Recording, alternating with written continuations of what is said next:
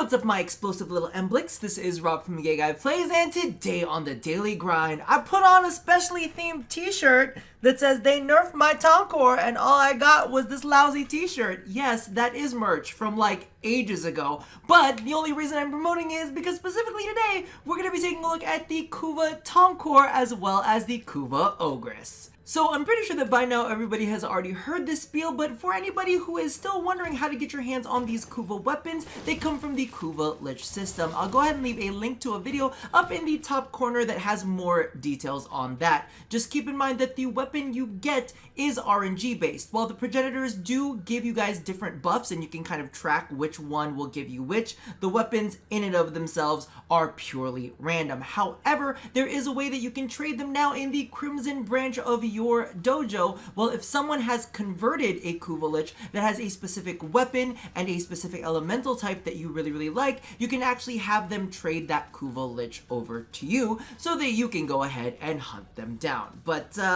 right now it seems like they cost a pretty penny. That market is getting just a little bit greedy, so maybe, you know, rely on the kindness of your friends.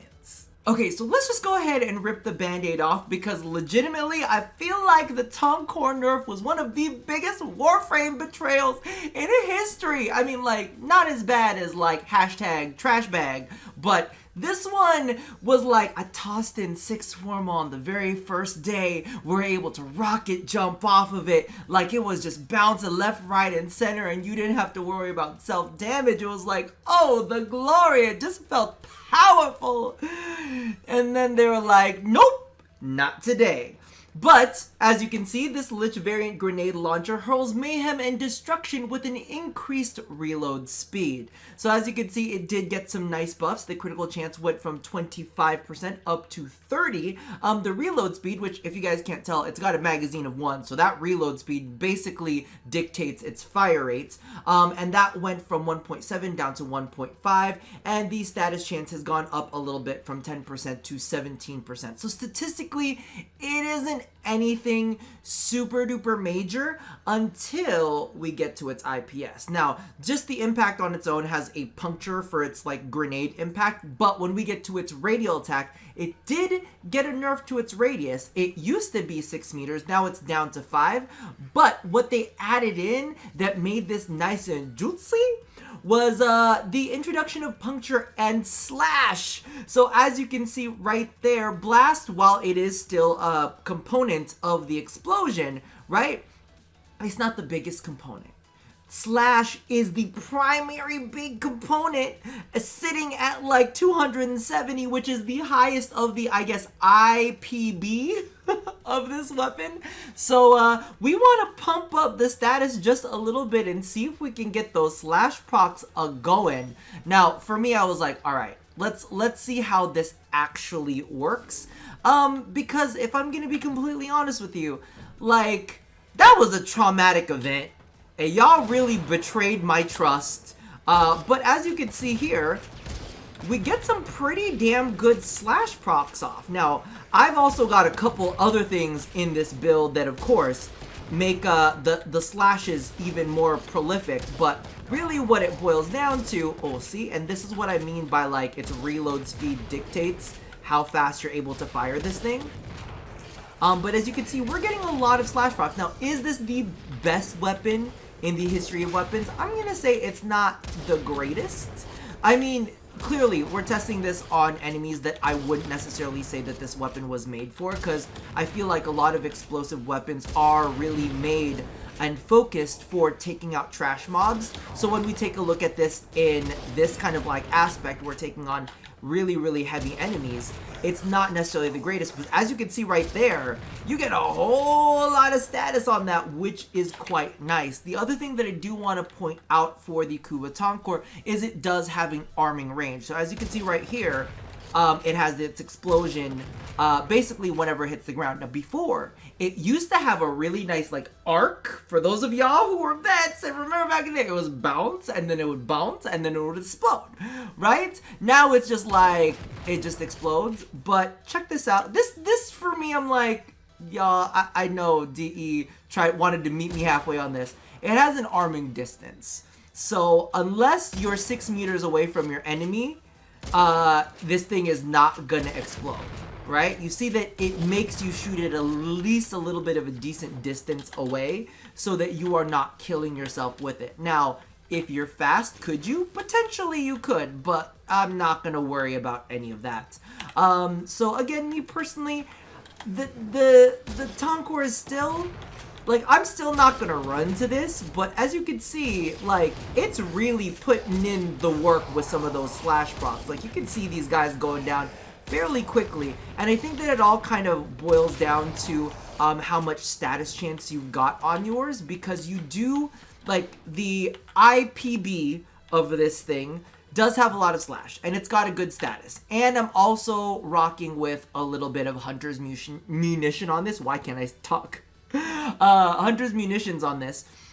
So part of me is like, okay, so it's got a lot of chances to apply slash on there. I've also got vigilante armaments on there as well to get out an extra grenade so that we can go ahead and get more slash procs. That's really what I'm focusing on. But as you can see, I just realized the status chance is 69%.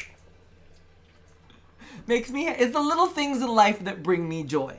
But as you can see right here, we did go with a hybrid build, which of course is critical and some elemental status mods. I went with viral. I had played around with corrosive before this, and to be honest with you, I feel like when you get lucky with viral, you get really lucky.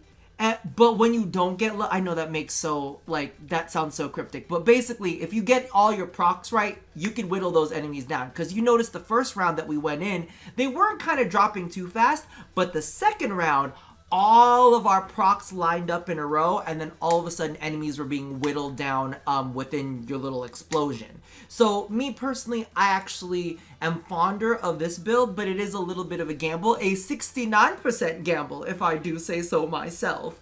But this is the way that I'm currently running with it. Of course, listen, your build is your build. You can do whatever the hell you want with it, and I'm gonna do what I want with mine. Sitting at 69. And real quick, editing Rob, but not quite editing Rob, popping in real quick, because I literally just forgot to mention this, but I wanted to point out the fact that the base Tonkor only has a max ammo of 30, and this is, of course, that special ammo that you need to use for explosive weapons, but the Kuva Tonkor has 60, which, to be honest with you, is kind of like a buff in and of itself, especially because of the fact that we have, like, the weapon Excellus slots now, and we could go ahead and toss in things like ammo mutation in there.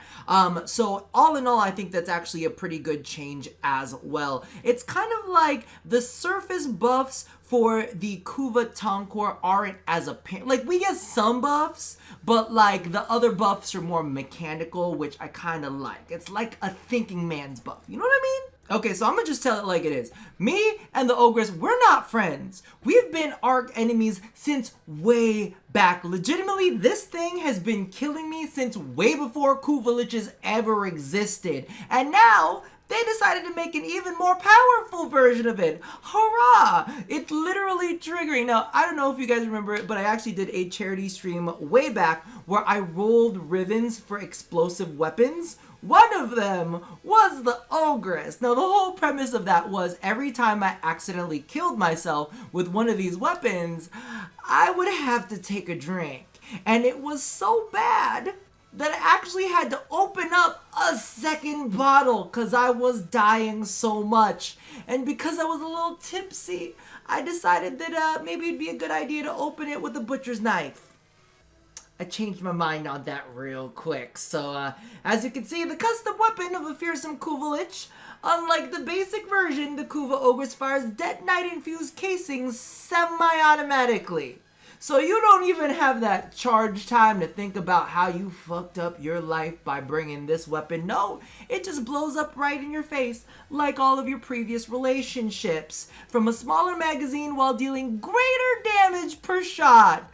Huzzah! Bring us a little bit closer to death, right? Because that's the only way you can truly know how it feels to be alive.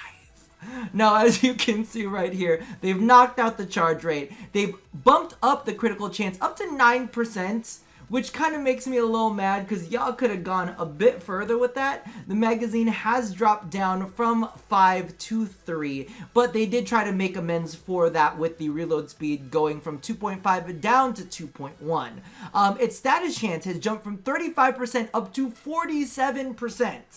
I'm like, listen, I appreciate that 47%, but like, I mean, maybe you could have contributed a little bit of that into the critical chance, but you know, that's just me. Anyway, the impact of the rocket itself to its target has been knocked down just a little bit. As you can see, it was originally blast. Now it's actually impact and puncture, and not that much impact and puncture to boot. So really all of the damage that we're going to be seeing here comes from the radial attack. And as you can see, the range has been increased. And trust me, I know. I've experienced it firsthand. It's not, I mean, it's pleasant when it comes to killing enemies, but it's not pleasant when you're in 7 meters of the explosion. Now, the radial attack has actually changed from solely blast, and it's actually been spread out into puncture, slash, and blast. So PSB. And as you can see, slash once again is leading the charge. So it's a very interesting change that they've made here, and a fairly effective one to boot. So let's go ahead and take a look at how this works with my current setup. Now, as you can see, I do have Night Watch Napalm in this, and let me tell you, while I don't necessarily love this weapon straight out of the gate, I will say this is awesome when it comes to being chained with condition overload weapons. Like, you can just see, all of these enemies are basically like CC'd and just awaiting for you to basically destroy them.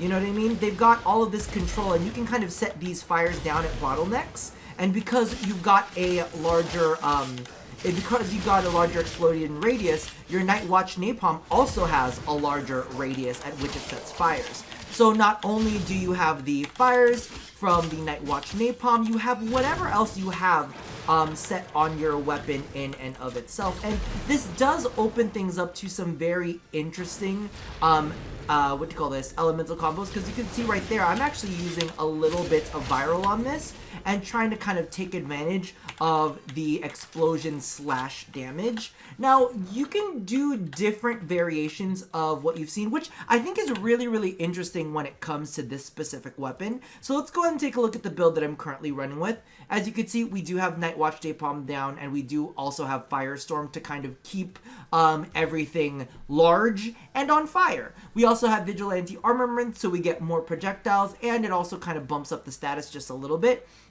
Now, I have gone viral yet again, and this time I've definitely tried to pump up the slash a little bit more so that when we get the status procs, it's got a good chance of being a slash one. Now, here's the thing.